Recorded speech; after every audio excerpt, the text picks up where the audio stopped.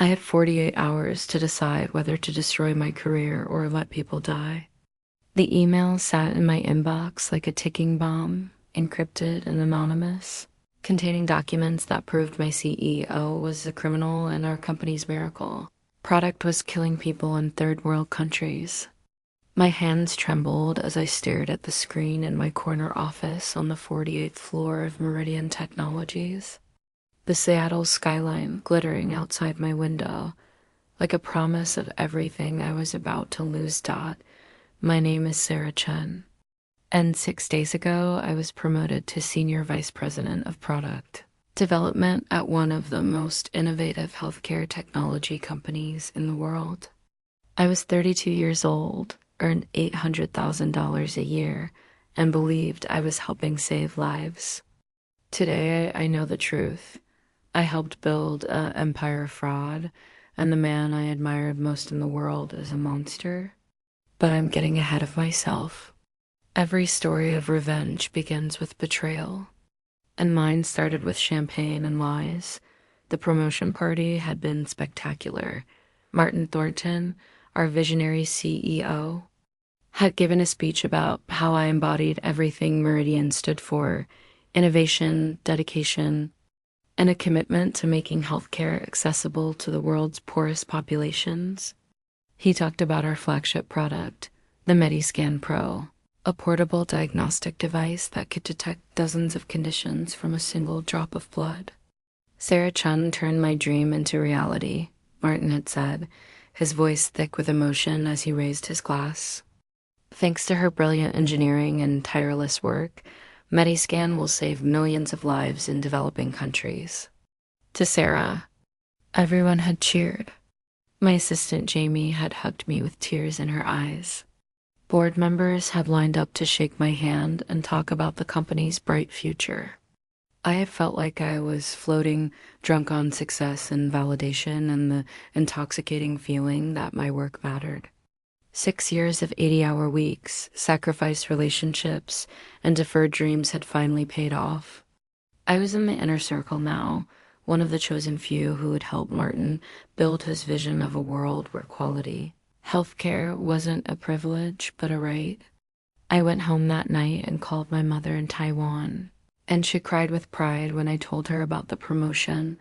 The celebration lasted exactly 4 days. On Monday morning, I came into the office early to review the latest data from our beta testing sites before the board presentation on Friday. Mediscan was being tested in 12 countries, mostly rural clinics in Africa and Southeast Asia where access to medical technology was limited. The results had been overwhelmingly positive. Thousands of successful diagnoses, lives saved, diseases caught early. But there had been some anomalies in the data, minor discrepancies that I wanted to understand before we presented to the board and moved toward full commercial launch. I settled into my new corner office with its ridiculous view and pulled up the beta testing dashboard. What I saw made my coffee go cold in my hand. The anomalies had multiplied over the weekend. In Kenya, there were 17 cases where Mediscan had returned false negatives for malaria, telling patients they were healthy when they were actually infected. In Bangladesh, 5 false negatives for tuberculosis. In rural India, 3 false negatives for HIV. These weren't just data errors or statistical outliers. These were serious medical failures that could cost lives. Malaria patients who didn't get treatment would get sicker. TB patients would continue spreading the disease. HE patients would progress to AIDS without intervention.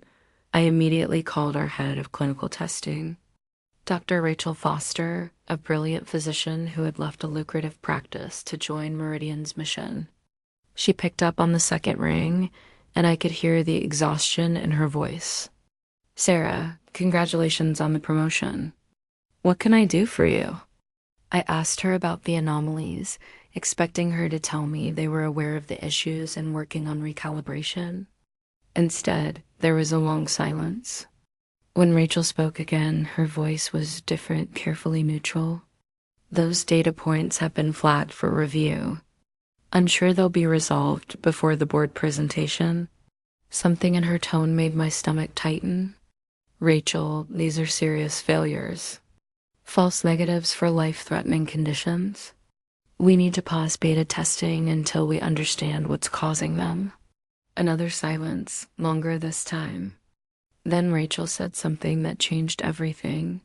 Sarah, I need you to stop looking at that data. For your own good, just focus on the presentation and let the clinical team handle the technical issues. She hung up before I could respond, leaving me staring at my phone in confusion and growing alarm. Rachel Foster was the most ethical person I knew, someone who had turned down pharmaceutical company offers because she didn't want to compromise her principles. Why was she telling me to ignore potentially fatal product defects? Unless she wasn't acting on her own initiative, unless someone had told her what to say. I spent the next 2 hours digging deeper into the data, my unease growing with every spreadsheet I opened. The false negatives weren't random. They were concentrated in specific batches of medicaldevices, units manufactured in our facility in Shenzhen during a 6-month period last year. I pulled up the manufacturing records and cross-referenced them with our quality control reports. What I found made my blood run cold. During that 6-month period, we had switched to a cheaper supplier for one of the critical components, a biosensor chip that was responsible for analyzing blood samples. The new supplier's chips had a failure rate 3 times higher than our original supplier, but they cost 40% less. The switch had been approved by our CFO, Stephen Pierce, with a memo citing cost optimization and improved profit margins. But there was something else in the file, something that made me go back and read it twice to make sure I understood correctly. The original supplier had been replaced not because their chips were inferior, but because they had refused to falsify quality certifications. Our new supplier had no such scruples. They provided whatever documentation we requested, no questions asked. And the documentation in our files showed perfect quality metrics that contradicted the actual performance data I was seeing from the field. I sat back in my chair, my mind racing. This wasn't just a technical failure or a manufacturing error. This was deliberate fraud. Someone at Meridian had knowingly approved defective components, falsified quality records, and shipped devices that they knew might fail in the field. And those devices were being used to diagnose life-threatening conditions in populations with no access to backup testing. People were dying or would die because someone at my company had decided that profit margins were more important than human lives. The question was, who knew? Was this Stephen Pierce acting alone, padding the company's financials to hit quarterly targets? Or did the fraud go deeper? I needed to talk to someone I could trust, someone who would help me figure out what to do.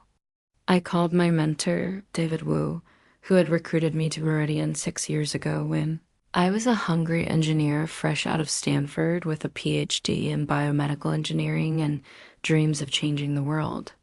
David was now our chief technology officer, the most senior technical person in the company, and one of the few people I knew who couldn't be bought or intimidated. He picked up immediately. Sarah, congratulations on the VP role. When are we celebrating? His voice was warm, genuine, the voice of someone who had guided my career and believed in my potential. David, I need to talk to you. Not on the phone. Can you meet me somewhere outside the office? There was a pause, and when David spoke again, the warmth was gone. Sarah, what's wrong? I chose my words carefully, aware that company phones and emails were monitored. I found some issues with the beta testing data. Serious issues. I need your advice on how to handle them. Another pause, longer this time. Then David said quietly, my office. 15 minutes. Don't bring any documents, don't send any emails. And don't talk to anyone else about this until we've discussed it. David's office was on the 47th floor, 1 level below mine, a smaller corner office that reflected his preference for function over status. When I arrived, he was waiting with the door closed and the blinds drawn, something I had never seen him do in 6 years. He gestured for me to sit, then pulled his chair around the desk so we were facing each other directly. "Tell me everything," he said, "and don't leave anything out." I walked him through what I had found, the false negatives, the pattern of failures, the supplier switch, the falsified quality records. David's face grew increasingly grim as I spoke, and when I finished, he sat back and rubbed his eyes with both hands. "How many people have you told about this?" he asked. I shook my head. "Just you." And I mentioned the anomalies to Rachel Foster this morning, but I didn't tell her about the supplier records. David nodded slowly, then said something that made my stomach drop. "Sarah, I need you to listen to me very carefully. What you've discovered is real, and it's much worse than you think. Stephen Pierce didn't act alone on the supplier switch. He was following orders from Martin." I stared at him, unable to process what I was hearing.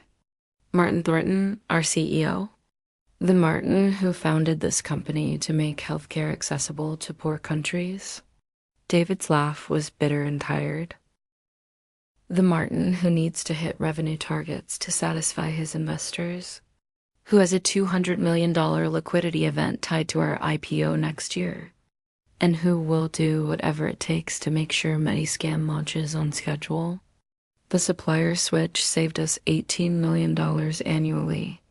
That goes straight to the bottom line, which makes our financials look better for the IPO. Martin knew the chips were defective. He approved the falsified quality records, and he's been systematically suppressing any data that suggests there are problems in the field." David pulled out his phone and showed me an email chain I had never seen, marked confidential and restricted to a small group of executives. The emails made everything clear. Martin had known about the device. Failures for months. The emails were methodical and chilling. In April, Rachel Foster had raised concerns about early anomalies in the beta testing data, suggesting they pause the rollout until the cause could be identified. Martin had responded with a detailed memo explaining why that wasn't possible. Investors were expecting to see positive beta results in Q2. Any delay would raise questions about the product's viability, and the company's valuation was dependent on maintaining momentum toward launch.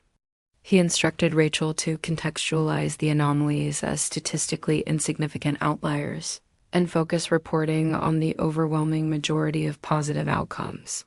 When Rachel had pushed back, citing her medical ethics and the potential for patient harm, Martin had made it clear her concerns were noted, but overruled by business necessity. In June, the anomalies had worsened. Stephen Pierce had sent an urgent memo warning that if they pulled Mediscan from beta testing, they would have to write off $80 million in development costs and delay the IPO by at least a year. Martin had responded by creating a new protocol. Any device failures in the field would be classified as user error or environmental factors rather than product defects. He instructed the clinical team to provide additional training to beta site staff and to include disclaimers about proper usage conditions. The memo included a chilling line: "We cannot allow anecdotal field reports to undermine years of development and hundreds of millions in investment. The product works as designed when used correctly." By August, people were dying. A clinic in Tanzania reported that 3 malaria patients had died after Mediscan, falsely reported they were negative for the disease. The clinic director had sent a desperate email begging Meridian to investigate the devices, saying the failures were consistent and repeating and clearly not user error. Martin's response had been to have our legal team send a letter threatening the clinic with breach of contract and demanding they sign a non-disclosure agreement. The letter stated that any public statements about device performance would be considered defamation and subject to legal action. The clinic had signed the NDA, The deaths were never reported to regulatory authorities. I read through the emails twice, feeling physically sick. This wasn't just fraud. This was criminal negligence, maybe even manslaughter. And it was being orchestrated by the man I had admired, the humanitarian CEO who gave speeches about making the world a better place. Why didn't you tell me? I asked David, my voice shaking. Why did you let me keep working on this project, believing we were doing something good? David's face was haggard, and I realized he looked older than I remembered, worn down by knowledge and complicity. Because I'm a coward, he said simply. Martin made it clear that anyone who spoke up would be fired and blacklisted. He has lawyers, connections, power. I convinced myself that the problems would be resolved, that somehow the devices would be fixed before anyone else got hurt. I told myself I could do more good by staying inside and pushing for changes than by becoming a whistleblower and destroying my career. But people are dying, I said, and my voice came out louder than I intended. Children in Kenya are dying of malaria because our device told them they were healthy. Patients in Bangladesh are spreading tuberculosis because we said they were clear. How can we just sit here and do nothing? David stood up and walked to the window, looking out at the city below. What do you want to do, Sarah? Go to the FDA? The SEC? The media? Martin has anticipated all of that. He has crisis management teams, lawyers who specialize in whistleblower intimidation, and enough money to tie you up in court for years. And he has something else, your signature on dozens of documents approving design specifications, manufacturing protocols, and quality standards for Mediscan. The implication hit me like a physical blow. You're saying he'll blame me. Make it look like I'm responsible for the defects. David turned back to face me, his expression sympathetic but firm. I'm saying he has the documentation to make a very convincing case that you, as VP of product development, were responsible for technical decisions that led to device failures. He'll paint you as an ambitious engineer who cut corners to hit deadlines and impress her boss. Your career will be over, you'll face criminal charges, and Martin will position himself as the victim of a rogue employee. I've seen him do it before to people who threaten him. He's ruthless, Sarah, and he always wins. I sat there absorbing this information, feeling like the floor had opened beneath me. Everything I had worked for, everything I believed about myself and my career, was built on a foundation of lies and fraud. I was complicit, whether I had known it or not. My name was on those documents. I had approved those manufacturing protocols, albeit based on falsified quality data. If this became public, I would go down with Martin. The difference was that Martin had lawyers and money and a plan. I had none of those things. I was trapped, and David was telling me my only option was to stay trapped. Keep my head down, and hope somehow the situation resolved itself without more people dying. There's another option, David said carefully, reading my face. You could leave. Take a job at another company, walk away clean before this all explodes. Martin would actually prefer that. One less insider who knows the truth. I could help you find something, use my connections. You're talented, you have great credentials. In 6 months, you'd have another VP position somewhere else, and you could put Meridian behind you. He was offering me an escape hatch, a way to preserve my career and my life.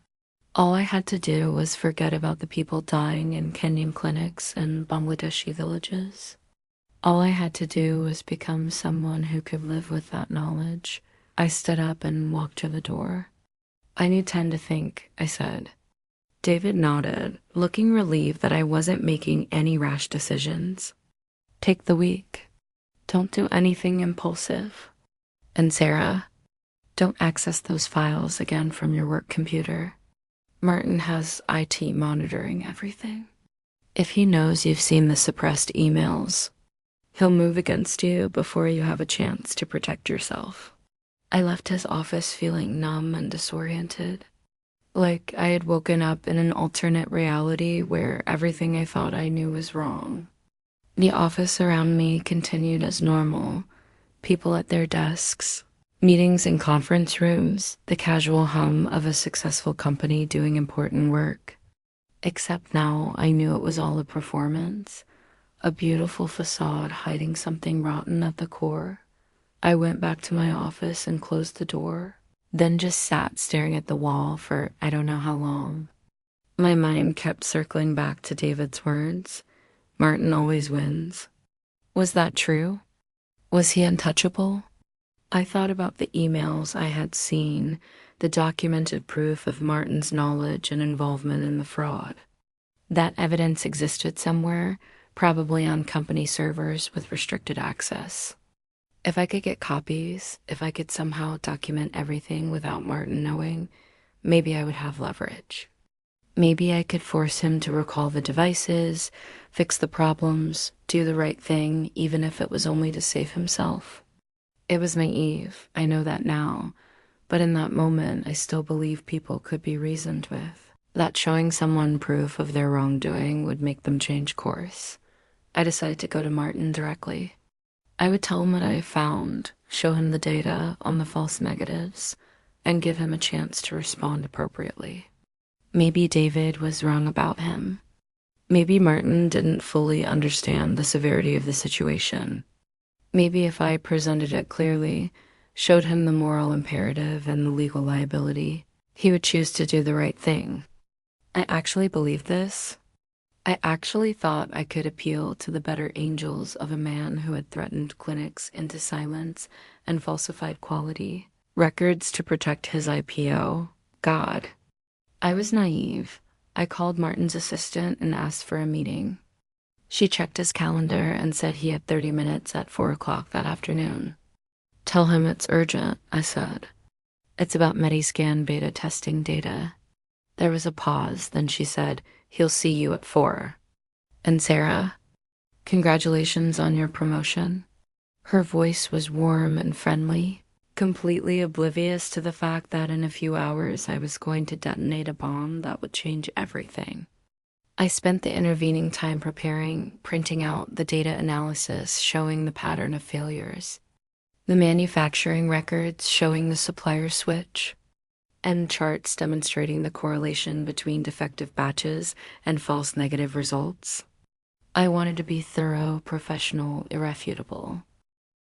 At 4 o'clock exactly, I walked into Martin Thornton's office on the 50th floor. His office was legendary within the company. Massive, floor-to-ceiling windows offering 360-degree views of Seattle. Custom furniture that probably cost more than my car. And walls covered with awards and magazine covers featuring Martin as the face of ethical entrepreneurship. He stood up when I entered, all smiles and charm. Sarah, come in, come in.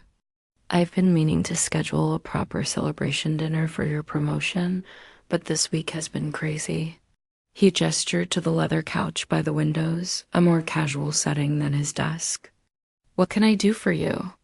I sat down and pulled out my documentation.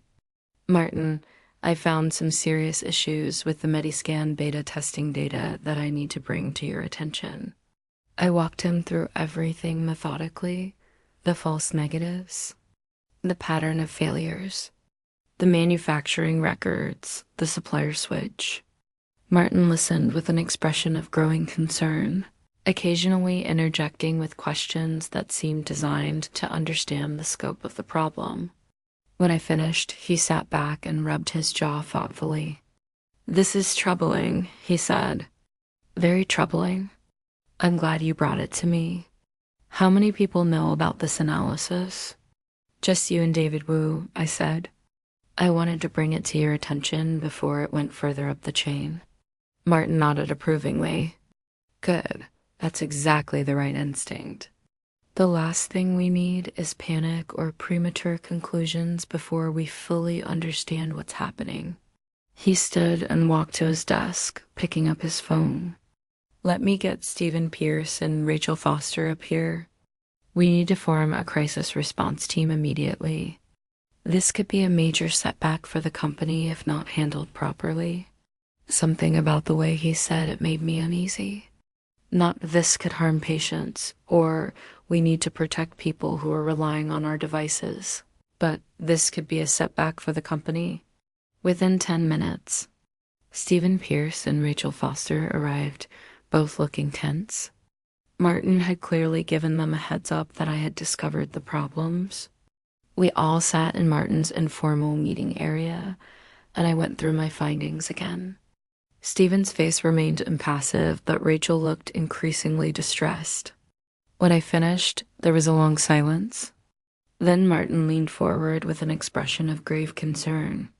"Sarah, I appreciate you bringing this to our attention.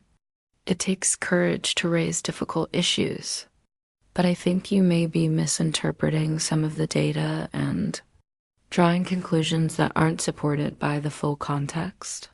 He pulled out his own tablet and began walking through an alternative interpretation of the same data I had presented. According to Martin, the false negatives were within expected statistical ranges for any diagnostic device. No test was 100% accurate. The supplier switch had been made to ensure supply chain reliability, not cost savings. The new supplier's chips met all required specifications. The quality documentation was legitimate. Any clustering of failures was explainable by user error or environmental conditions at remote beta sites with limited technical infrastructure. What you've identified is normal noise in a large-scale testing program, Martin concluded. I understand why it might look alarming if you're not familiar with medical device statistics, but this is actually quite standard for beta testing. I stared at him in disbelief. Martin, these aren't statistical anomalies. These are consistent, repeating failures that correlate directly to specific manufacturing batches. And I've seen the quality documentation from the supplier. It doesn't match their actual defect rates. Martin's expression changed, becoming cooler. Sarah, you're new to the executive team. You've done brilliant technical work, but you don't have experience with the regulatory and commercial aspects of medical device development. Trust me when I say that what you're looking at is completely normal. In fact, if anything, Mediscan is performing better than most devices at this stage of development. Rachel Foster spoke up, her voice quiet but firm. Sarah, I've reviewed these same data points. Martin is right. When you look at the complete data set rather than cherry-picking specific cases, the overall performance is excellent. The device is saving lives. I turned to look at her, this woman I had admired for her ethics and her commitment to medicine. She couldn't meet my eyes. Rachel, you raised these same concerns back in April. I saw the emails. These aren't just statistical noise. The room went very quiet. Martin's expression didn't change, but something shifted in the atmosphere. What emails are you referring to, Sarah? I realized I had made a mistake. David had shown me restricted emails that I wasn't supposed to have access to. By mentioning them, I had revealed that I knew more than I should. But I couldn't back down now. The emails where Rachel expressed concerns about device failures and you told her to contextualize them as statistically insignificant. The emails about the Tanzania clinic where 3 patients died. The NDA you forced them to sign. Martin stood up slowly, his face hardening. Sarah, those are confidential executive communications that you should not have accessed. How did you see them? That doesn't matter, I said, standing as well. What matters is that the devices are failing. People are dying. And you're covering it up to protect the IPO. Stephen Pierce cleared his throat. Miss Chen, I think you should be very careful about making accusations like that. You're alleging fraud and criminal negligence based on an incomplete understanding of complex business and regulatory issues. That could be considered defamation. Martin held up a hand to silence Stephen, but his eyes never left my face. Sarah, I'm going to give you the benefit of the doubt here. You're upset, you're misinterpreting data, and you're making some very serious allegations that could have significant legal and professional consequences for you. I suggest you take the rest of the week off, clear your head, and think carefully about what you're saying. I'm not misinterpreting anything, I said. The devices are defective. They're defective, and I can't be part of covering that up. Martin's voice became very quiet, which somehow made it more menacing. Sarah, you're not thinking clearly. You're the VP of Product Development. Your name is on every approval document for Mediscan. If there are defects, as you claim, then you're responsible. You approved the design specifications. You signed off on the manufacturing protocols. You certified that the devices met quality standards. If anyone is liable here, it's you. The trap closed around me with perfect precision.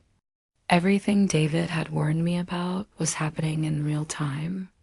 Martin was pivoting the blame, making me the scapegoat for decisions that he had orchestrated. I approved those documents based on falsified quality data from the supplier, I said desperately. Data that you told Stephen to obtain by switching to a supplier who would provide whatever certifications we requested. Martin shook his head sadly. Sarah, you're spiraling. There's no falsified data. There's no cover-up. There's just a dedicated team trying to bring life-saving technology to market, and an engineer who's making wild accusations because she can't handle the pressure of her new position. He walked to his desk and made a note on his tablet. I'm placing you on administrative leave, effective immediately. During that time, I want you to seek professional help. The company will cover any counseling or mental health services you need. When you're ready to return, assuming your leave doesn't reveal any issues that would preclude that, we can discuss your role going forward. He looked up at me with an expression of fake concern. I care about you, Sarah. I don't want to see you destroy yourself over imaginary problems. Take the time you need to get healthy. I understood what was happening. By putting me on administrative leave and suggesting I needed mental health treatment, Martin was building a narrative that I was unstable, unreliable, potentially delusional. If I went public with my allegations, he could point to this meeting and say I had been exhibiting signs of mental breakdown, making paranoid accusations and seeing conspiracies where none existed. It was brilliant and devastating. I'm not unstable, I said, and I'm not going to stay silent about this. Martin's expression finally showed his true face, cold, calculating, utterly without empathy. Then you're fired. Effective immediately. Security will escort you from the building. And Sarah, I strongly suggest you consult with a lawyer before you say anything to anyone. Because if you make any public statements that damage this company's reputation, I will sue you for everything you have and everything you'll ever earn. Do you understand me? I understood perfectly. I had walked into his office thinking I could appeal to his conscience, and instead I had given him the perfect opportunity to neutralize me. I should have stayed silent, gathered evidence quietly, built an airtight case before revealing what I knew.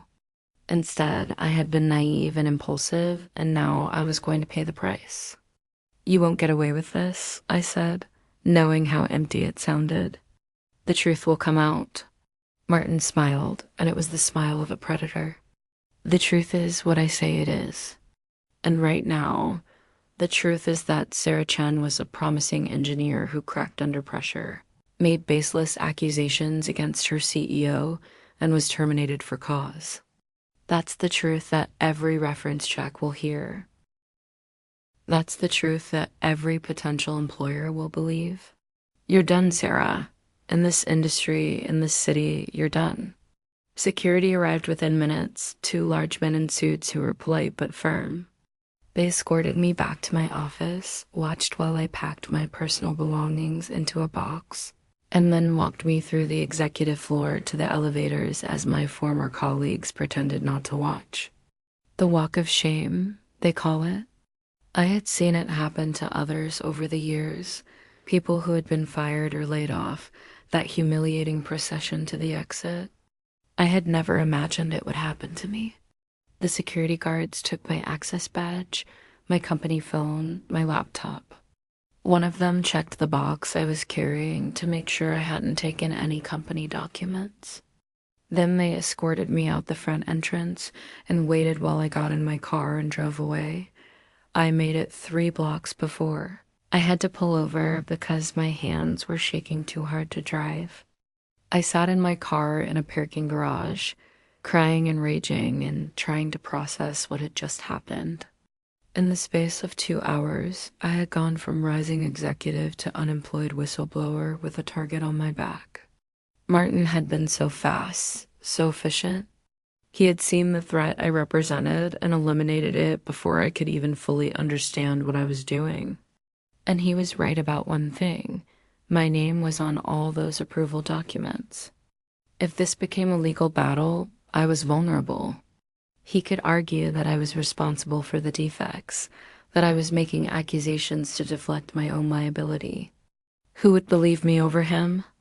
I drove home in a daze, barely seeing the traffic around me. My apartment in Capitol Hill had always felt like a sanctuary, a reward for my hard work and success. Now it just felt empty. I poured myself a drink, then another, and sat on my couch staring at nothing. My phone rang several times, but I ignored it. Eventually, I checked the messages. 3 were from Jamie, my assistant, asking if I was okay and saying she had heard I was let go. 1 was from David Wu, saying simply, "I'm sorry. I should have warned you more strongly. Call me if you need anything." Nothing from any other colleagues. Word had clearly spread that I was toxic, someone to avoid. That night, I did something stupid. I got drunk and angry and started searching online for lawyers who handled whistleblower cases. I found a firm in downtown Seattle that specialized in corporate fraud and securities litigation. I sent them an email at 2 in the morning, probably incoherent, explaining that I had evidence of fraud and negligence at a major tech company and needed help exposing it. I passed out on my couch, still wearing my work clothes, and woke up at dawn with a splitting headache and a sense of dread. I checked my email, expecting either no response or a polite brush-off. Instead, there was a message from a senior partner named Elizabeth Morrison, asking me to come in for a consultation as soon as possible. The law offices of Morrison and associates occupied a full floor in a downtown high-rise. All dark wood and leather furniture and walls lined with legal books that probably no one actually read anymore, but which conveyed gravitas and tradition. Elizabeth Morrison was in her 50s, sharply dressed, with steel gray hair and eyes that seemed to look straight through me. She listened to my story without interruption, occasionally making notes on a yellow legal pad. When I finished, she sat back and steepled her fingers. "Ms. Chen, do you have any documentation to support these allegations? Emails, memos, quality reports, anything?" I shook my head miserably. They took my laptop and phone when they fired me. I don't have access to company files anymore. The only thing I have is my own analysis of the beta testing data, which I did before I was terminated. But that's not proof of fraud. That's just proof that the devices are failing. Elizabeth nodded thoughtfully. "And the emails you mentioned seeing, the ones where the CEO acknowledged the problems and ordered them suppressed? Where are those?" I explained about David showing them to me on his phone, how they were restricted executive communications I wasn't supposed to access. "So you don't have copies?" And the only other person who can confirm they exist is still employed by the company and has strong incentive to deny everything. She laid it out for me with brutal honesty. Without documentation, I had no case. It would be my word against Martin Thornton's, a fired employee with an axe to grind against a celebrated CEO with a reputation for ethical business practices.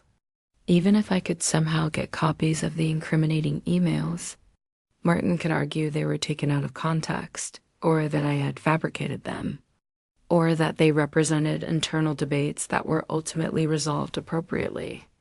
Corporate fraud cases are extremely difficult to prove, Elizabeth said. You need a paper trail, multiple witnesses willing to testify, and typically you need someone inside the company feeding you information. Do you have any of that? No, I admitted. But people are dying. There are clinics in Tanzania and Kenya and Bangladesh using defective devices. That's not an allegation, that's a fact. Can't we go to the FDA or some regulatory agency?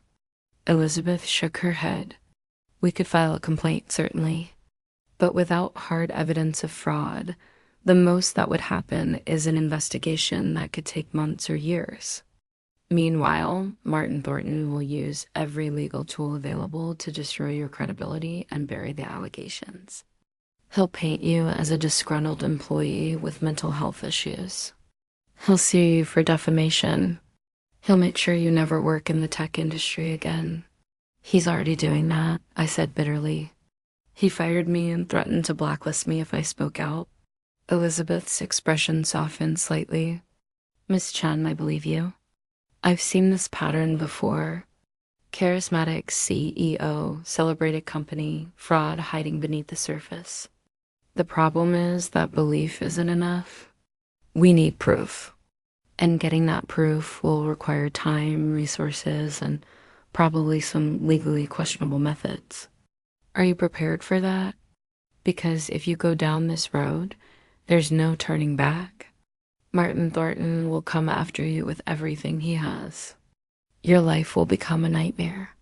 Your finances will be drained. Your reputation will be destroyed. And you might still lose. I thought about walking away, taking David's advice to find another job and forget what I knew. I thought about the clinic director in Tanzania who had been threatened into silence. I thought about the 3 patients who had died of malaria because Mediscan told them they were healthy. I thought about all the other patients relying on those defective devices right now as I sat in this comfortable law office debating my options. What do I need to do? I asked. Elizabeth smiled grimly. First, we need to get you some protection. I'm going to help you file a formal complaint with the SEC and the FDA, documenting what you know and establishing that you're a whistleblower. That gives you certain legal protections against retaliation, though in practice those protections are limited. Second, we need to find other people inside Meridian who know about the fraud and might be willing to talk. Engineers who worked on the manufacturing changes, quality control staff who saw the falsified data, clinicians who raised concerns about device failures. Someone inside who has documentation and is willing to risk their job to do the right thing. She looked at me seriously. Third, you need to accept that this is going to take time. Months, maybe years. You'll need to find a way to support yourself financially while we build the case. And you'll need to be prepared for Martin Thornton to make your life very difficult in the meantime. I left Elizabeth's office with a mix of determination and terror. She had agreed to take my case, partially on contingency, which meant if we won any settlement or judgment, she would take a percentage. But there would still be costs I would need to cover, and her paralegal had estimated the case could cost me $50,000 or more before it was resolved. I had some savings, but not enough to sustain a prolonged legal battle. I was going to need a job. But Elizabeth had warned me that Martin would almost certainly interfere with any employment opportunities in the Seattle tech scene. He'll make calls, she had said. He'll tell his friends and contacts that you're unstable, litigious, not to be trusted. It's illegal, but it's also almost impossible to prove. She was right. Over the next 2 weeks, I sent out dozens of resumes to tech companies around Seattle. I had an excellent resume, Stanford PhD, 6 years at a high-profile company, patents and publications, recent VP title. I should have been getting calls immediately. Instead, I got nothing. Or worse than nothing. I got a few initial phone screens that went well, followed by sudden disinterest once they started checking references. One recruiter was honest enough to tell me off the record that she had heard concerns about my professionalism and stability from someone in the industry. When I pressed her for details, she clammed up and ended the call. Martin's blacklist was real and it was working. I expanded my search beyond Seattle, applying to companies in San Francisco, Boston, Austin, anywhere there was a tech industry. Same result. Word had spread through the tight-knit world of medical device executives that Sarah Chen was trouble. I was unemployable, at least in any senior technical role. I started applying for more junior positions, individual contributor roles that shouldn't require executive-level reference checks. Still nothing. Martin was being thorough. He wanted to make sure I couldn't land anywhere that would give me credibility or resources. He wanted to drive me into poverty and desperation, make me so desperate that I would give up on my whistleblower complaint just to survive by the end of the first month. I was getting scared. My savings were dwindling faster than I had anticipated. Seattle rent wasn't cheap, and I had bills and expenses from my previous lifestyle that I hadn't adjusted yet. I sold my car and bought a used Honda to free up some cash. I canceled my gym membership, my streaming subscriptions, everything non-essential. I stopped going out, stopped meeting friends for dinners or drinks, partially because I couldn't afford it, partially because my former friends from Meridian had stopped calling. Guilt by association, I suppose. No one wanted to be seen with the crazy woman who had accused Martin Thornton of fraud. The only person who stayed in touch was David Wu, though our communication was cautious and infrequent.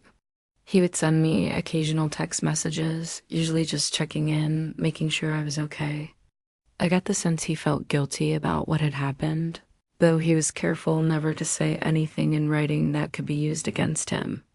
During one of our rare phone calls, he told me that Martin had restructured the executive team, bringing in his own people to replace anyone who might have had reservations about the Mediscan situation. Rachel Foster had been moved to a different division, effectively sidelined. Several other longtime employees had suddenly left the company, though officially it was for personal reasons. Elizabeth Morrison filed my formal whistleblower complaints with the SEC and FDA in late October, about 6 weeks after I was fired. The complaints laid out everything I knew: the false negatives in beta testing, the supplier switch to defective components, the falsified quality documentation, the suppression of adverse event reports, Martin's emails acknowledging the problems.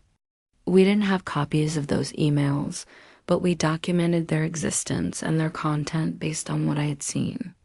The agencies acknowledged receipt of the complaints and said they would investigate.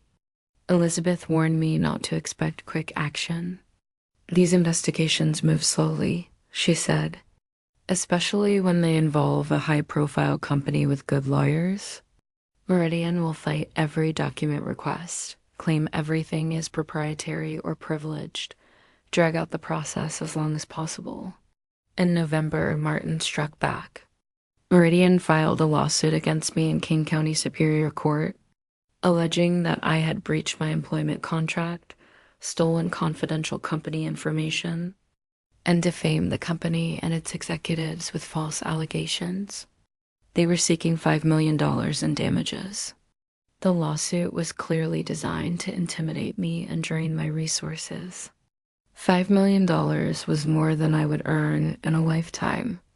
Even though Elizabeth assured me it was a SLAPP suit, strategic litigation against public participation designed to silence whistleblowers, it was still terrifying. If I lost, I would be financially destroyed forever. The lawsuit also had the effect Martin intended.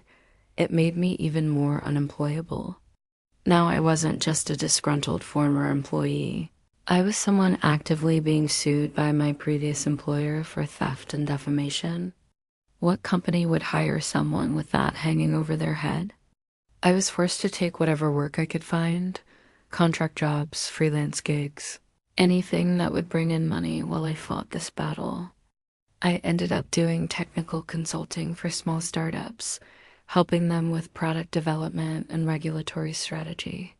The work was interesting enough, but it paid a fraction of what I had been making as a VP. My savings continued to dwindle. By December, I was angry all the time. Angry at Martin for his fraud and his ability to destroy my life with no consequences. Angry at David and Rachel and everyone else at Meridian who knew what was happening but stayed silent. Angry at a system that protected powerful CEOs and punished whistleblowers. Angry at myself for being naive enough to think the truth mattered. I would lie awake at night thinking about revenge, imagining scenarios where Martin was exposed and humiliated, where I got vindication and he got prison time. But fantasies didn't change reality. Reality was that I was broke and unemployed and fighting a lawsuit I would probably lose. The holidays were brutal. I couldn't afford to fly home to see my family in Taiwan, and I couldn't bring myself to explain to my mother what had happened. She still thought I was a successful executive at a prestigious company. I let her believe that, sending cheerful emails about how busy I was with work. On Christmas Day, I sat alone in my apartment eating ramen and reviewing discovery documents for the lawsuit. Elizabeth had filed a motion to dismiss under Washington's anti-SLAPP statute, arguing that Meridian was trying to silence protected whistleblowing speech. The hearing was scheduled for January. If we lost, the lawsuit would proceed and my legal costs would skyrocket. In January, I received an anonymous email. It came from a throwaway account with no identifying information, and the message was brief. I work quality control at Meridian. I have documentation about the supplier switch and the falsified certifications. I can't come forward publicly without losing my job, but I want to help. If you're interested, reply to this email. I stared at the message for a long time, my heart pounding. This could be exactly what I needed, an inside source with documentation. Or it could be a trap, Martin trying to get me to do something stupid that he could use against me in court. I forwarded the email to Elizabeth and asked for her advice. She was cautiously optimistic. It could be legitimate. There are probably people inside Meridian who are uncomfortable with what's happening but too scared to speak up. If this person really has documentation, it could be the break we need. She advised me to respond, but be careful not to ask for anything that could be construed as theft of company property. Let them volunteer information. Don't encourage them to steal anything or violate any confidentiality agreements. If they decide to become a whistleblower themselves, that's their choice. But we can't be seen as inducing them to break the law. I drafted a careful response. Thank you for reaching out. I'm pursuing legal action against Meridian for fraud and retaliation. Any information you can provide would be helpful, but I understand if you need to protect yourself. The anonymous source responded the next day with a FedEx tracking number. Sending documentation to your lawyer's office? Everything is copied from official company records. Good luck. The package arrived 2 days later, and when Elizabeth opened it, she actually smiled. Inside were hundreds of pages of quality control reports, supplier certifications, internal memos, and test results. The documentation showed exactly what I had alleged. Meridian had switched to a cheaper supplier with higher defect rates. The supplier had provided falsified quality certifications at Meridian's request. And quality control staff had raised red flags that were systematically ignored by management. There were even emails I hadn't seen before, including some from Martin directly instructing the quality team to be flexible with acceptance criteria, to avoid delaying production. With this documentation, Elizabeth was able to amend my whistleblower complaints and provide the regulatory agencies with hard evidence. She also used it in our anti-SLAPP motion, arguing that my allegations were not only protected speech, but demonstrably true. The hearing on Meridian's lawsuit was scheduled for late January. Elizabeth was confident we would win the motion to dismiss, but she warned me that Martin wouldn't give up easily. If we get this lawsuit dismissed, he'll look for other ways to hurt you. He's invested now. He can't let you win because it would validate your whistleblowing and open him up to more scrutiny. This is going to get worse before it gets better. The hearing was held on a cold, rainy Seattle morning. I sat in the courtroom with Elizabeth while Meridian's lawyers argued that I was a thief and a liar who had stolen confidential documents and made false allegations to cover up my own incompetence. Our turn came, and Elizabeth methodically dismantled their arguments. She presented the documentation from the anonymous source, showing that my allegations were true. She showed the timeline of how I had raised concerns internally and was immediately fired. She argued that Meridian's lawsuit was a textbook example of a powerful company trying to silence a whistleblower who had exposed fraud. The judge, a woman in her 60s who had a reputation for being tough but fair, listened carefully to both sides. When the arguments concluded, she didn't take long to make her decision. I'm granting the defendant's motion to dismiss under the anti-ASLAP statute. The plaintiff has failed to show a probability of prevailing on its claims. Moreover, the evidence presented suggests that Ms. Chun's allegations have a substantial basis in fact. The lawsuit is dismissed with prejudice, and the defendant is awarded attorney's fees. Meridian's lawyers immediately filed notice that they would appeal, but Elizabeth was triumphant. "That's a huge win," she told me as we left the courthouse. "The judge basically said your allegations are credible. That will carry weight with the regulatory investigations." But Martin wasn't done. 2 weeks after the hearing, I got a call from an CSEC investigator asking me to come in for an interview about my complaints against Meridian. I spent 4 hours walking them through everything I knew, providing the documentation, explaining the technical details of how the devices failed and why the falsified quality certifications mattered. The investigator was professional but non-committal. "We're looking into it," was all he would say. "These investigations take time. We'll be in touch." A month later, I got a similar call from the FDA, another long interview. More documentation provided, same non-committal response.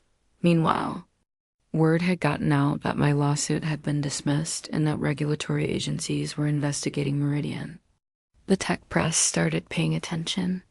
A reporter from TechCrunch called me asking for an interview.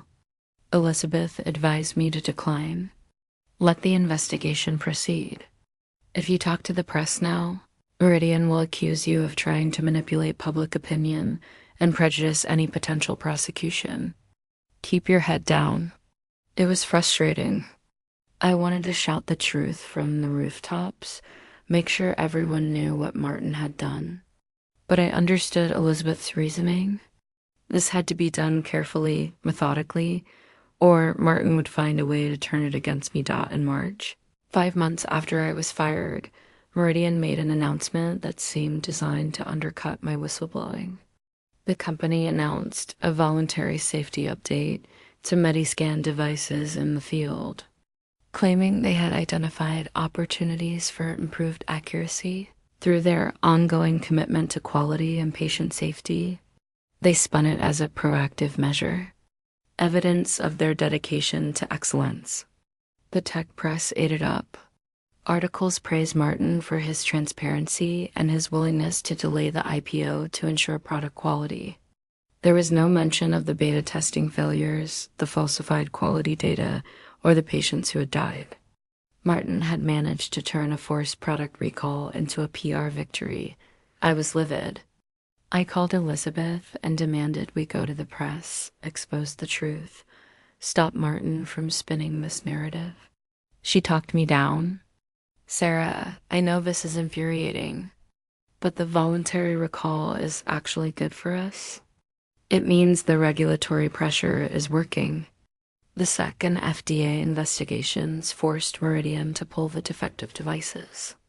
That's a win, even if Martin is pretending it was his idea. She was right, but it didn't make me feel any better. Martin was going to survive this. He would recall the devices, blame some mid-level engineers for the quality issues, restructure his supply chain, and launch a fixed version of Mediscan next year. The IPO would be delayed but not canceled. He would remain CEO, wealthy and powerful and untouchable. I needed a new plan. The regulatory investigations were moving forward, but they were slow, and there was no guarantee they would result in charges against Martin personally. The lawsuit had been dismissed, but I hadn't won anything except the right to not be sued into oblivion. I was still blacklisted, still broke, still watching the man who had destroyed my career and endangered patients get praised in the business press. Revenge, I decided, required more than just exposing the truth. It required actually hurting Martin in a way that mattered to him. And what mattered to Martin, more than anything, was his company and his wealth. I needed to find a way to destroy both. That's when I started researching Meridian's competitors. If I couldn't work in the medical device industry because Martin had blacklisted me, maybe I could work for someone who wanted to take Meridian down. The biggest competitor was a company called Novacure Systems based in Austin, Texas. Novacure was developing similar diagnostic technology, competing directly with Meridian for market share in the portable medical device space. They were smaller, less well-funded, but they had a reputation for quality and ethical business practices. And most importantly, they would love nothing more than to see Meridian fail. I reached out to Novacure's chief technology officer through LinkedIn, explaining in vague terms that I had extensive experience with portable diagnostic devices and was looking for opportunities. To my surprise, he responded immediately, asking if I would be available for a call. During that call, I was careful not to mention Meridian or Martin by name, but I made it clear that I had deep technical knowledge of the competitive landscape and insights into how certain companies were cutting corners on quality. The CTO, a brilliant engineer named Dr. Patel, was intrigued. "We've heard rumors about quality issues with Mediscan," he said carefully. "Nothing confirmed, but our field teams have picked up chatter. Do you have specific knowledge?" I told him I would need to speak with Novacure's legal team before sharing any details, to make sure I wasn't violating any confidentiality agreements or exposing myself to legal liability. Dr. Patel appreciated the caution. "We're not asking you to share trade secrets or proprietary information. But if you have insights into market dynamics, quality standards, regulatory challenges, the kind of knowledge any experienced professional would have, we'd be very interested in talking further." He offered to fly me to Austin for an in-person interview. I accepted immediately. This was the opportunity I had been waiting for. A way back into the industry, a chance to rebuild my career, and a platform to take down Martin Thornton. The interview at Novacure was intense. I met with Dr. Patel, the CEO, the head of regulatory affairs, and several senior engineers. They asked me technical questions about diagnostic device design, manufacturing quality control, regulatory approval processes, and competitive positioning. I answered everything carefully, drawing on my general expertise without revealing anything specifically proprietary to Meridian. But I also made it clear that I understood the challenges they faced competing against a well-funded, high-profile rival. "The key is quality," I told them. "Companies that rush to market to hit investor timelines often compromise on testing and quality control. The company that takes the time to do things right will win in the long run." At the end of the day, Novacure's CEO, Catherine Wells, pulled me aside for a one-on-one conversation. "Dr. Chen, I'm going to be direct. We've done our due diligence on you. We know you were fired from Meridian Technologies.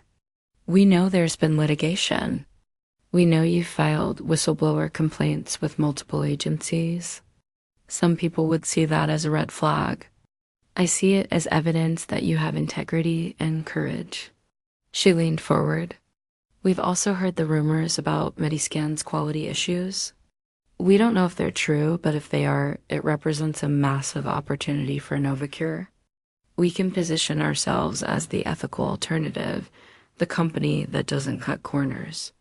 But we need someone who understands the technical and regulatory landscape to help us navigate that positioning. I was being offered more than a job. I was being offered a chance to compete directly against Martin, to use my knowledge and expertise to help Novacure beat Meridian in the market. What exactly are you proposing? I asked. Catherine smiled. I'm proposing we hire you as Senior Vice President of Quality and Regulatory Affairs.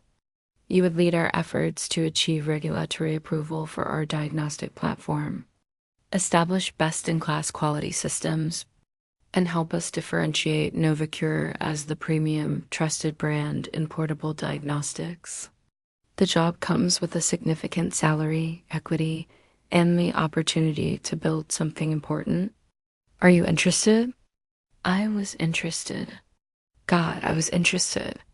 This was exactly what I needed: a senior position at a competitor, the resources and platform to challenge Meridian, and a chance to prove that quality and ethics could win in the market.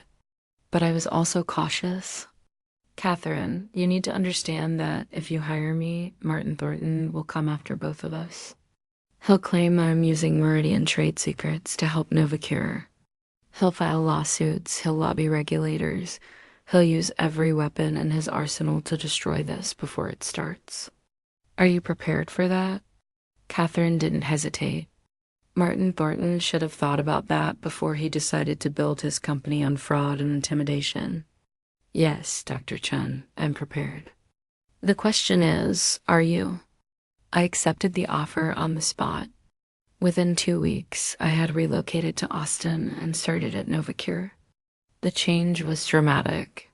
After months of struggling financially and professionally, suddenly I had a real salary again, a meaningful title, and colleagues who respected my expertise.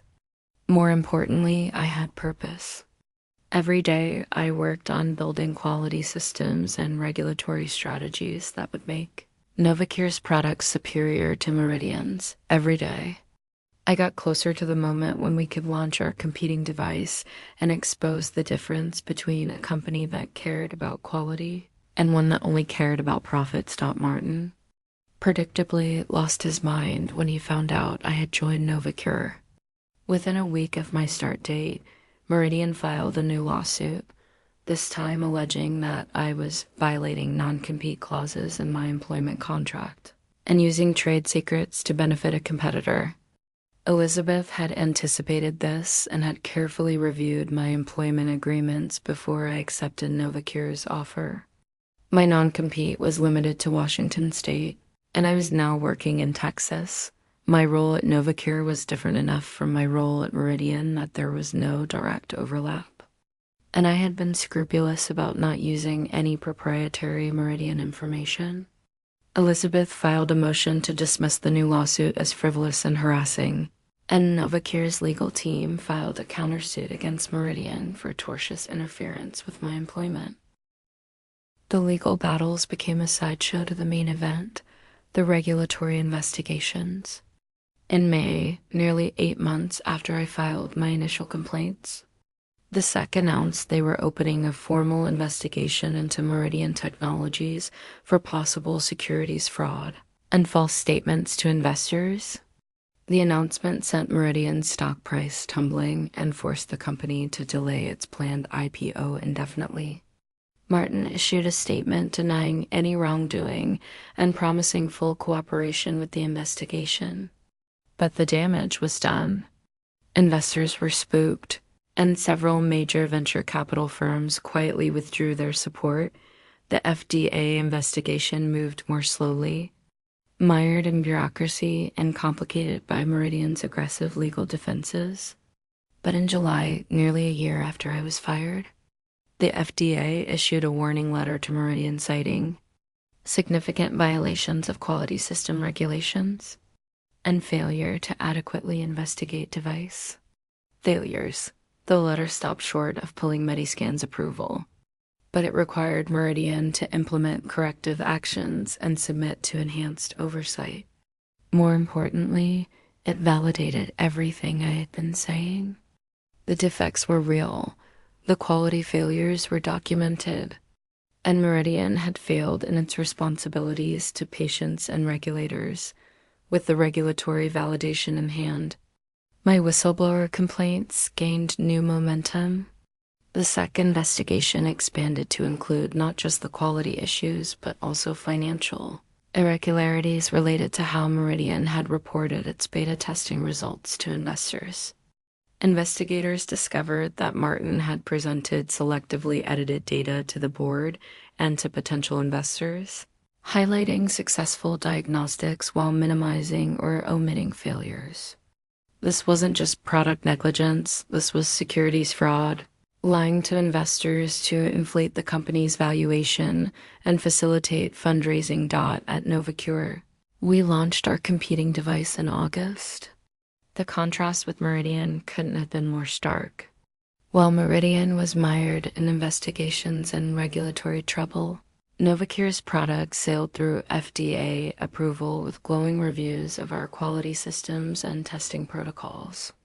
Our launch marketing positioned us as the trusted alternative for healthcare providers who prioritize patient safety. We didn't mention Meridian by name, we didn't have to. Every healthcare provider understood the comparison we were making. Within 3 months, we had captured 30% of the market share that Meridian had spent years building. Martin's empire was crumbling, and he knew exactly who was responsible. He tried everything to stop me. He gave interviews to the business press claiming I was motivated by revenge and professional jealousy. He hired private investigators to dig into my background, looking for anything he could use against me. He even tried to get Novacure's board to fire me by threatening their investors with spurious litigation. Nothing worked. Catherine Wells and Novacure stood behind me completely, and every attack Martin launched just made him look more desperate and vindictive. In October, the SEC filed formal charges against Martin Thornton and Meridian Technologies for securities fraud, false statements to investors, and obstruction of a federal investigation. The criminal charges were referred to the Department of Justice. Martin was forced to step down as CEO, though he retained his chairman position and continued to fight the charges. Meridian's valuation, which had peaked at $2 billion before my whistleblowing, had fallen to less than $300 million. The IPO was officially canceled. Investors had lost hundreds of millions. And it was all because Martin had chosen fraud over ethics, shortcuts over quality, and intimidation over accountability. But I wasn't done. Martin was facing charges, yes, but he was also facing them with an army of expensive lawyers and a strong chance of negotiating a settlement that would let him walk away with his wealth largely intact. Rich men rarely go to prison for white-collar crimes, no matter how egregious. I needed to make sure Martin didn't just face legal consequences. I needed to make sure he was personally, financially destroyed. That meant going after his assets, his investments, his carefully constructed wealth.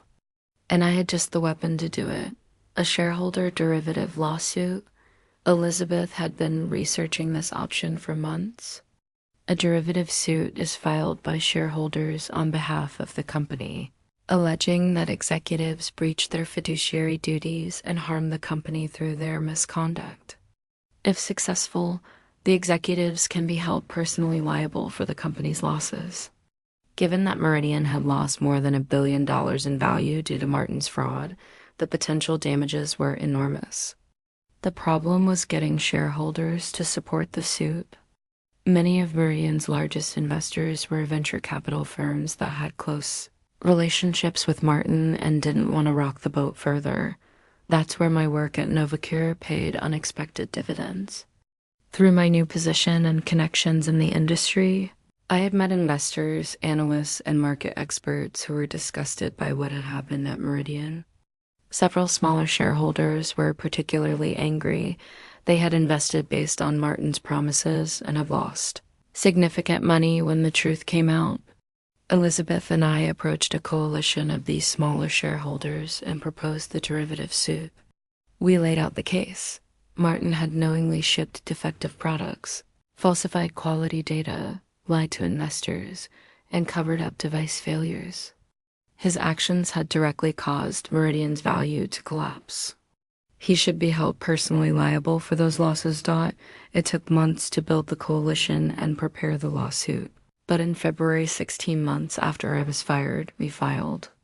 The derivative suit sought $150 million in damages from Martin Thornton personally, plus the return of all compensation he had received during the period of fraud. The filing made headlines.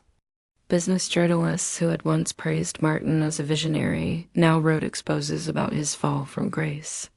The lawsuit detailed his misconduct in devastating terms, including internal emails and documents that showed he had known exactly what he was doing and had chosen personal enrichment over patient safety. Martin fought the derivative suit with the same viciousness he had brought to every other battle. His lawyers argued that he had acted in good faith, that any quality issues were the result of engineering challenges rather than fraud, that he couldn't be held personally liable for decisions made by subordinates. But the evidence was overwhelming. We had the falsified quality certifications, the suppressed adverse event reports, the emails ordering staff to minimize device failures, the selectively edited investor presentations.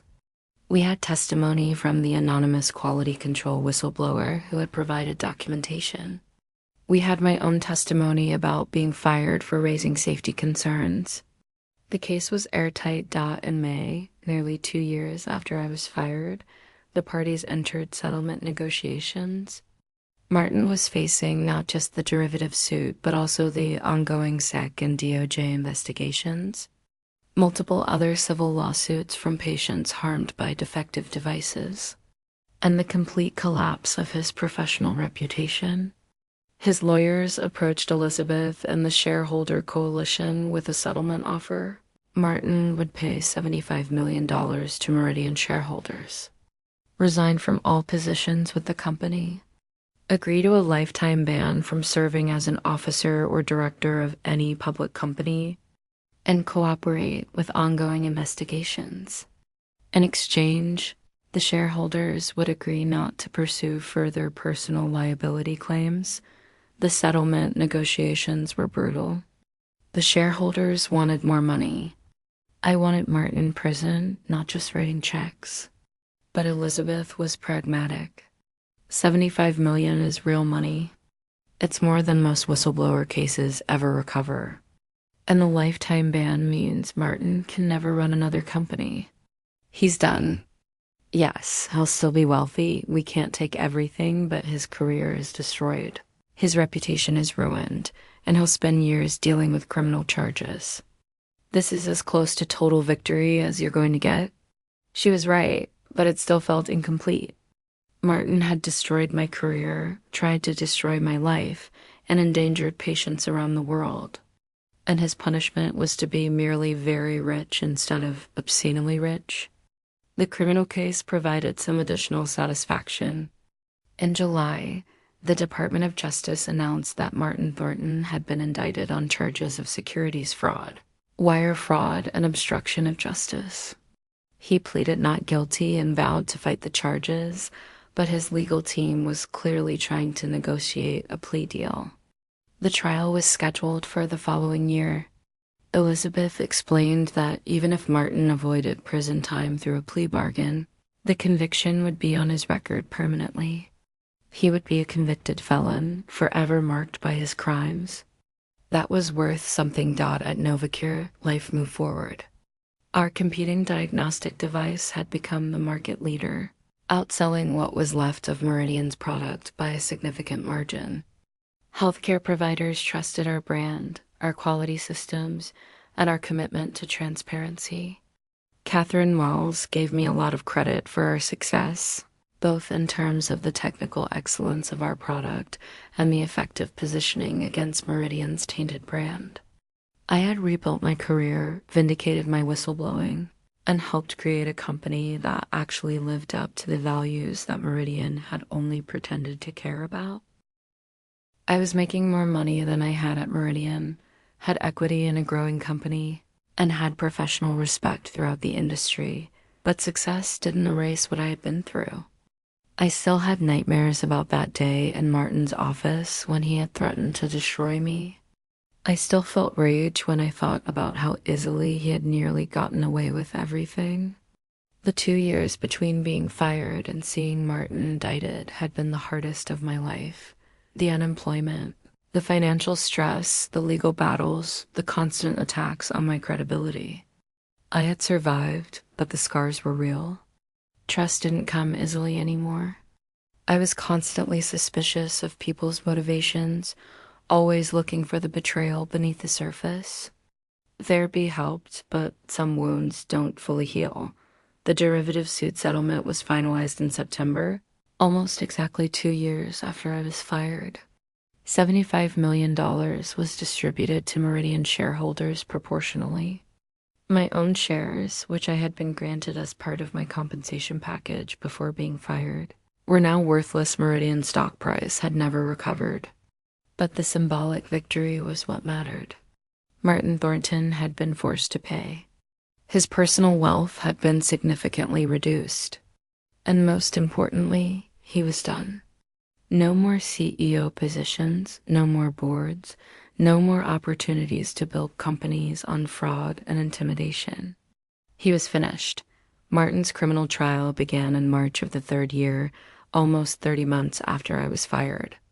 I was called as a witness for the prosecution and spent 2 days on the stand detailing what I had discovered, how I had been fired for raising safety concerns, and the retaliation I had faced. Martin's defense attorneys tried to paint me as a disgruntled employee with an axe to grind, someone who had been fired for poor performance and invented allegations to justify my bitterness. The prosecution countered with a mountain of documentary evidence showing that everything I had alleged was true. The jury deliberated for 6 days before returning a verdict, guilty on all counts. Martin was sentenced to 8 years in federal prison, the maximum under the sentencing guidelines given the scope of the fraud and the harm to patients and investors. The judge, in handing down the sentence, specifically cited my whistleblowing. Ms. Chun demonstrated remarkable courage in coming forward, despite knowing she would face retaliation. Her actions ultimately prevented further harm to patients and exposed a pattern of fraud that struck at the heart of investor confidence in our markets. Mr. Thornton, in contrast, showed a complete absence of moral character. You prioritized personal enrichment over patient safety. You retaliated against an employee who tried to do the right thing. You lied to investors, regulators, and the public. You have betrayed every principle of ethical business conduct. 8 years. It wasn't life in prison, but it was real time, hard time, in a federal facility. Martin Thornton, the celebrated CEO who had once graced magazine covers and given TED Talks about ethical entrepreneurship, would spend the next 8 years as inmate number 48392047. His appeals were denied. His wealth was further depleted by legal fees and additional civil settlements. Meridian Technologies was eventually acquired by a larger medical device company for a fraction of its former valuation, and the Medicaldevices brand was quietly discontinued. It was over. I had won, but winning felt different than I had imagined during those dark months after being fired. Yes, Martin was in prison. Yes, my career had been rebuilt and actually exceeded where it had been before. Yes, I had been vindicated completely, proven right about everything I had alleged. But I had also lost 2 years of my life to this battle. I had lost relationships, financial security, and a sense of innocence about the world. I had learned that doing the right thing comes with enormous personal cost, that the system protects powerful people until the evidence becomes absolutely overwhelming, and that justice is painfully slow and incomplete. I also learned that I was stronger than I knew. The woman who walked into Martin Thornton's office that day to report device failures was naive and idealistic, believing that the truth would be enough. The woman who testified at his trial was harder, more cynical, but also more capable. I had been tested in ways I never imagined and had survived. I had built a new career from nothing, fought legal battles against a billionaire, and refused to be silenced or intimidated. That knowledge that I could lose everything and still find a way to fight back was worth something. 3 years after being fired from Meridian, I stood in front of an audience at a healthcare technology conference in Boston, giving a keynote speech about quality systems and ethical product development. The room was packed with executives, engineers, and investors, many of whom remembered the Meridian scandal, and all of whom knew my story. I talked about the importance of building quality into every stage of product development, the dangers of letting business pressures override safety concerns, and the responsibility that engineers and executives have to speak up when they see problems. I didn't mention Martin by name. I didn't need to. After the speech, a young engineer approached me, nervous and eager. "Dr. Chen, I just wanted to say thank you. I'm dealing with something similar at my company, not as serious as what you exposed, but quality issues that management doesn't want to address. I've been scared to speak up because I saw what happened to you, how you lost everything. But I also saw that you survived, that you came back stronger. Your story gave me courage." She paused, then asked the question I had been asked a dozen times since the trial ended. "If you could go back to that day when you discovered the device failures, knowing everything that would happen, would you still report it?" I thought about the question carefully. I thought about the 2 years of hell, the unemployment and the lawsuits and the attacks on my credibility. I thought about the financial stress and the broken relationships and the nights when I had been so angry I couldn't sleep. I thought about all the moments when I had been tempted to give up, to take David Wu's advice and just walk away and find another job and forget what I knew. And then I thought about the patients who would have continued using defective medicaldevices if I hadn't spoken up. The malaria patients who would have died. The tuberculosis cases that would have gone untreated. The regulatory reforms that had been implemented because of my whistleblowing. Yes, I said. I would do it again. Because knowing the truth and staying silent would have cost me something far more valuable than my career or my money. It would have cost me the ability to look at myself in the mirror. I would have become someone who could live with the knowledge that people were dying because of fraud I had witnessed and done nothing about. I don't want to be that person. The price I paid was high, but living with that kind of cowardice would have been higher. The young engineer nodded, tears in her eyes, and I knew she would find her courage. She would speak up about whatever she had discovered. And maybe she would face retaliation, and maybe her career would suffer. But she wouldn't be alone. There was a growing network of whistleblowers and ethical professionals who supported each other, who understood the cost of doing the right thing and were willing to pay it. That's the truth about revenge. The truth I learned over 3 years of fighting Martin Thornton. The best revenge isn't hurting the person who hurt you, though that can be satisfying.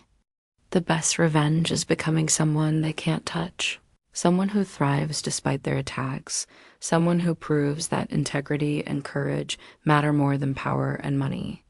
Martin had tried to destroy me, had used every weapon at his disposal to crush me into silence and poverty and irrelevance. And he had failed. I was still standing, still successful, still fighting for the principles he had betrayed. That was the ultimate victory. 5 years after being fired, I received a letter. It was from Martin Thornton, written from federal prison, forwarded through his lawyers. I almost threw it away without reading it, assuming it was some legal maneuvering or manipulation. But curiosity got the better of me. The letter was handwritten, several pages long, and it shocked me. It was an apology. "Sarah," I began, and the use of my first name rather than some formal title felt strange. "I know this letter cannot undo the harm I caused you, the harm I caused my patients, the harm I caused everyone who trusted me. I know that sorry is inadequate and that you have no reason to believe anything I say. But I am writing because I need you to understand what I have learned in prison, in the years since everything collapsed." The letter continued in that vein, Martin acknowledging his crimes, expressing remorse, claiming he had spent years in therapy trying to understand how he had become someone capable of such callous disregard for human life. He talked about the pressure to succeed, the intoxication of wealth and power, the way he had gradually compromised his values until he no longer recognized himself. "You were right to report me," he wrote. "You saved lives. You prevented more harm. You did what I should have done, but was too cowardly and too greedy to do. I spent years hating you for destroying everything I built, but I understand now that I destroyed it myself. You just forced me to face the consequences of my choices." I read the letter 3 times, trying to decide if I believed it. Was Martin genuinely remorseful, or was this just another manipulation, an attempt to rehabilitate his image before his eventual release from prison? I would never know for sure. But in a way, it didn't matter. Whether Martin had truly changed or was just performing contrition, the outcome was the same. He was in prison, his career was over, and the fraud he had perpetrated had been exposed and punished. My life had moved forward. I had rebuilt everything he tried to take from me and more. His apology, whether sincere or strategic, couldn't change any of that. I never responded to the letter. There was nothing to say. Martin Thornton was part of my past, a chapter that had closed. I had moved on to other challenges, other work, other battles. Novacure had gone public with a successful IPO, and my equity had made me wealthy, not as wealthy as Martin had been at his peak, but secure enough that I would never have to worry about money again. I had used some of that wealth to establish a foundation that provided legal and financial support to whistleblowers, particularly those in technical fields who were punished for reporting safety or quality issues. Every year, we helped dozens of engineers, scientists, and professionals who were facing retaliation for doing the right thing. The foundation was, in many ways, my ultimate revenge. Because while Martin sat in prison writing apologetic letters, I was actively working to make sure other Martins couldn't get away with what he had done. I was building systems and support structures to protect whistleblowers, to make it easier for people to speak up and harder for corrupt executives to silence them.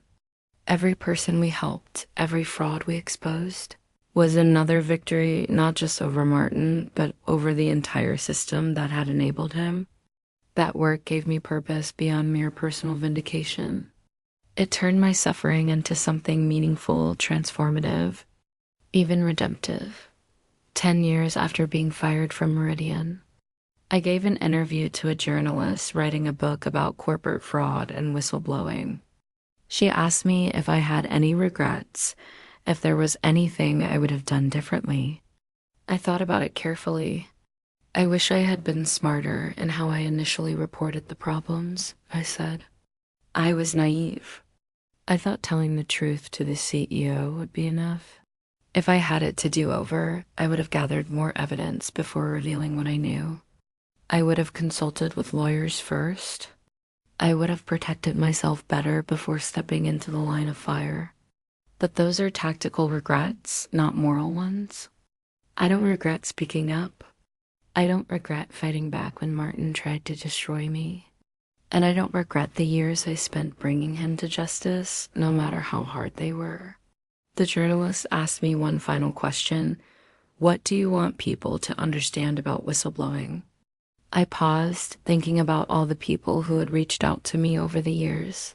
Other whistleblowers who had lost jobs or faced legal threats or struggled with the aftermath of doing the right thing.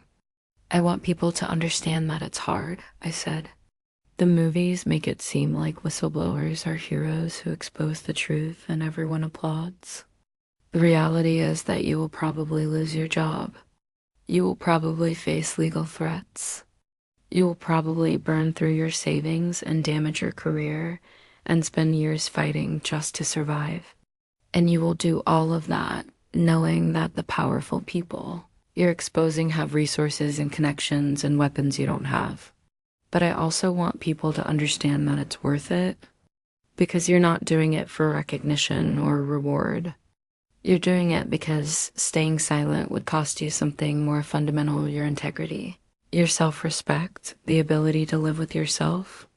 You're doing it because some things matter more than career advancement or financial security. You're doing it because in the end, the only person who has to live with your choices is you. And I can live with mine. Can Martin Thornton say the same? The answer, I knew, was no. And that made all the difference. The journalist's book was published a year later and became a bestseller. My chapter was titled, "The Woman Who Took Down a Silicon Valley Icon." Martin's chapter, which ran immediately after mine, was titled "The CEO Who Lost Everything." The juxtaposition wasn't subtle, but it was accurate. We had both paid prices for our choices. The difference was that my price bought me self-respect and justice, while his price bought him nothing but years in prison and a ruined legacy. I had lost 2 years of my life to a battle I never wanted to fight, but Martin had lost everything that mattered to him, his company, his wealth, his reputation, his freedom because he had chosen fraud over ethics and intimidation over accountability. Looking back now, from the comfortable distance of a decade, I can see the arc of the story clearly. It began with my naive belief that the truth would be enough, that exposing fraud would be straightforward and justice would be swift. It crashed through the brutal reality of retaliation, unemployment, legal battles, and financial stress. It turned toward hope when I found allies, rebuilt my career, and began gathering the evidence that would eventually bring Martin down. And it ended with victory, imperfect and incomplete, but real. Martin in prison, my career restored and elevated, and a foundation helping others avoid the worst of what I had endured. If I could go back and tell my 32-year-old self what was coming, the firing, the blacklisting, the lawsuits, the years of struggle, would she still walk into that CEO's office and report the device failures? I think she would, because that version of me, naive and idealistic as she was, couldn't have lived with staying silent. She believed in something bigger than herself, something more important than career or comfort. She believed that engineers had a responsibility to speak up when they saw danger. She believed that companies should prioritize patient safety over profit. She believed fundamentally, but the truth mattered. And she was right. The cost of defending those beliefs was high, but the cost of betraying them would have been higher. The real victory wasn't Martin going to prison, though that was satisfying. It wasn't my rebuilt career or my financial success, though those were important.